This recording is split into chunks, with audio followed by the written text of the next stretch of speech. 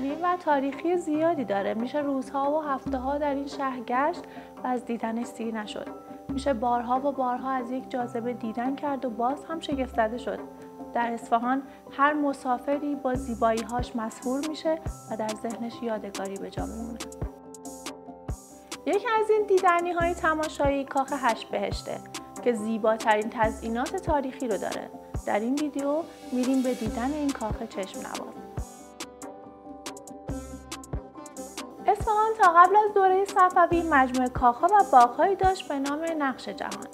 در زمان شاه سلیمان صفوی در سال 1048 هجری شمسی عمارت‌هایی در 4 باغ اصفهان ساخته شد که امروزه فقط یک کاخ از اون باقی مونده، کاخ 8 بهشت. یکی از داستان‌هایی که برای نامگذاری این کاخ نقل شده اینه که شاه سلیمان صفوی تصمیم میگیره یک بهشت زمینی بسازه. برای همین اینجا رو به محل اقامت 8 سوگلی خودش تبدیل میکنه.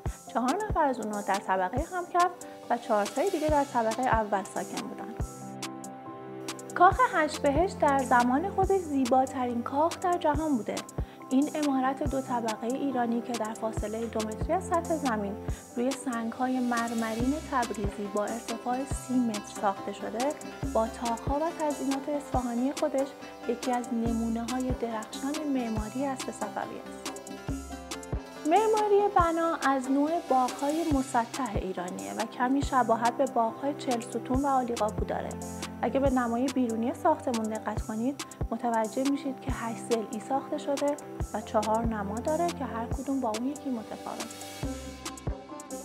سقف و دیوارهای کاخ زیباترین کاشی و تزئینات رو دارن، پر از طلاکاری و نقاشی پرندگان، مینیاتور و شیشه‌کاری، گل‌های رنگارنگ و آیینه‌کاری‌های زیبا. میتونید 2 تابلوی نقاشی بی‌نظیر از فتحعلی‌شاه و فرزندانش رو روی دیوار سرسرا ببینید. در وسط تالار از یک حوض مرمری 4 گوش آب سرازیر میشه و به باغ جریان پیدا میکنه. منظره زیباییه. از سیاه‌سپل اصفهان 5 دقیقه پیاده روی کنید تا به کاخ 8 بهشت برسید. این کاخ وسط شهر قرار داره. بعد از بازدید هم میتونید به مرکز خرید برید و سوغاتی بخرید. گز، پولکی، شیرینی کلکی و ظروف میناکاری. برای وعده غذایی هم بریانی اصفهان رو پیشنهاد میکنم.